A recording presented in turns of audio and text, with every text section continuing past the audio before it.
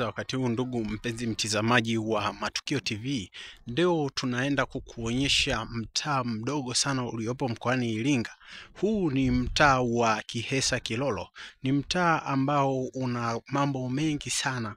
Usipokuwa makini wakati wa kuingia kwenye mtaa huu, inakupaswa uwe na akili ya ziada, kwani mtaa huu ni mtaa mdogo sana, lakini ni mtaa uliojaa umbea, maneno, figisu, fitna, kuachanisha, pia na mambo mengi yanayoendelea katika mtaa huu.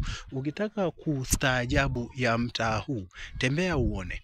Huu ni mtaa ambao unatumia nguvu kubwa sana kuharibu mambo ya watu na kufanya vitu ambavyo viko nje na kinyume cha sheria, kwani wana uwezo wa kupambanisha jambo la uongo kulifanya kuonekana kuwa kweli. Jamani, tembea uone. Nimeishi mikoa mingi sana, lakini huu mtaa wa Kihesa Kilolo, hususa Kihesa Kilolo B, ni too much. Jambo unaliongea sasa hivi ukiwa peke yako kama siri, lakini baada ya dakika mbili utalisikia mtaa mzima wanalijua. Ujiulize, wanapata wapi maneno hayo? Wanapata wapi taarifa zako? Huwezi kujua. Njoo Kihesa Kilolo, njoo uone maajabu ya mtaa huu. Asante.